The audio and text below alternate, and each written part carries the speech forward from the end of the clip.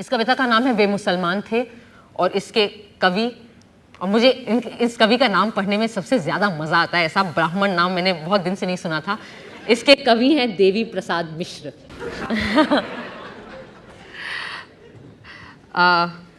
तो वे मुसलमान थे, थोड़ी लंबी है। कहते हैं वे विपत्ति की तरह आए, कहते हैं वे प्रदूषण की तरह फैले, वे व्याधि थे। ब्राह्मण कहते थे वे मलेच्छ थे, वे मुसलमान थे। उन्होंने अपने घोड़े सिंधु में उतारे और पुकारते रहे हिंदू हिंदू हिंदू। बड़ी जाति को उन्होंने बड़ा नाम दिया, नदी का नाम दिया। वे हर गहरी और अविरल नदी को पार करना चाहते थे। वे मुसलमान थे, लेकिन वे भी यदि कबीर की समझदारी का सहारा लिया जाए, और अच्छा ही होता अगर हम कबीर की समझदारी का थोड़ा ज़्यादा सहारा लेते लाइफ में। वे मुसलमान थे, लेकिन वे भी यदि कबीर की समझदारी का सहारा लिया जाए तो हिंदुओं की तरह ही पैदा होते थे। उनके पास बड़ी बड़ी कहानियाँ थीं, चलने की, ठहरने की, पिटने की और मृत्यु की। प्रतिपक्षी के खून में घुटनों तक और अपने खून में कंधों तक वे डूबे होते थे। उनकी मुट्ठियों में घोड़ों की लगामें और म्यानों में सभ्यता के नक्शे होते थे। ना, मृत्यु के लिए नहीं, वे मृत्यु के लिए युद्ध नहीं लड़ते थे। वे मुसलमान थे। वे फारस से आए, तुरान से आए, समरकंद, फरगना, सीस्तान से आए, तुर्किस्तान से आए। वे बहुत दूर से आए, फिर भी वे पृथ्वी के ही कुछ हिस्सों से आए। वे आए क्योंकि वे आ सकते थे। वे मुसलमान थे। वे मुसलमान थे कि या खुदा उनकी शक्लें आदमियों से मिलती थी हूबहू, हूबहू। वे महत्वपूर्ण अप्रवासी थे क्योंकि उनके पास दुख की स्मृतियां थीं। वे घोड़ों के साथ सोते थे और चट्टानों पर वीर्य बिखेर देते थे। निर्माण के लिए वे बेचैन थे। वे मुसलमान थे। यदि सच को सच की तरह कहा जा सकता है तो सच को सच की तरह सुना जाना चाहिए कि वे प्रायः इसी तरह होते थे, कि प्रायः पता ही नहीं लगता था कि वे मुसलमान थे या नहीं थे। वे मुसलमान थे। वे न होते तो लखनऊ न होता, आधा इलाहाबाद न होता, मेहराबें न होती, गुंबद न होता, आदाब न होता, मीर मखदूम मोमिन न होते, शबाना न होती। वे न होते तो उपमहाद्वीप के संगीत को सुनने वाला खुसरो न होता। वे न होते तो पूरे देश के गुस्से से बेचैन वे न होते तो पूरे देश के गुस्से से बेचैन होने वाला कबीर न होता।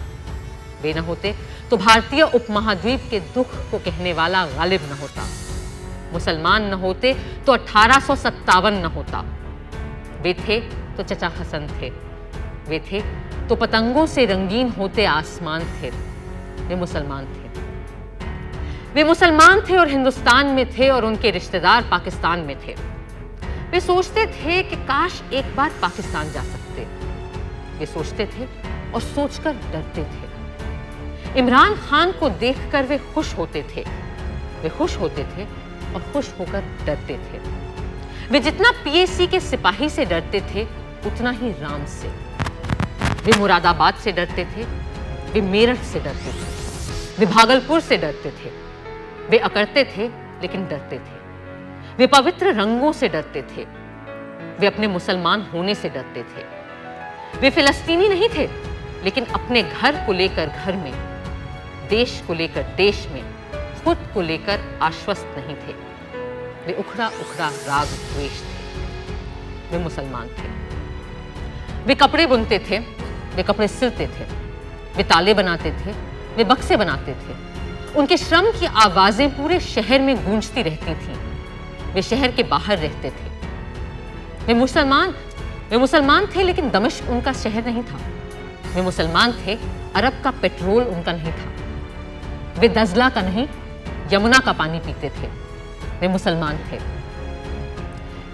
वे मुसलमान थे इसलिए बच के निकलते थे। वे मुसलमान थे इसलिए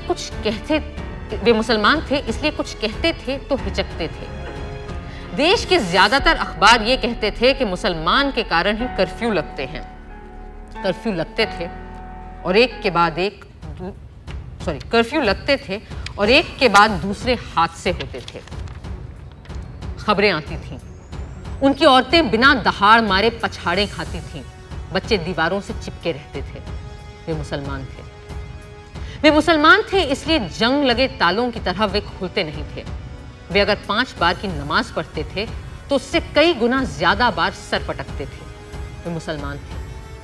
वे पूछना चाहते थे कि इस लाल किले का हम क्या करें। वे पूछना चाहते थे कि इस हुमायूं के मकबरे का हम क्या करें। हम क्या करें इस मस्जिद का जिसका नाम कुव्वतुल इस्लाम है, इस्लाम की ताकत है। अदरक की तरह वे बहुत कड़वे थे। वे मुसलमान थे।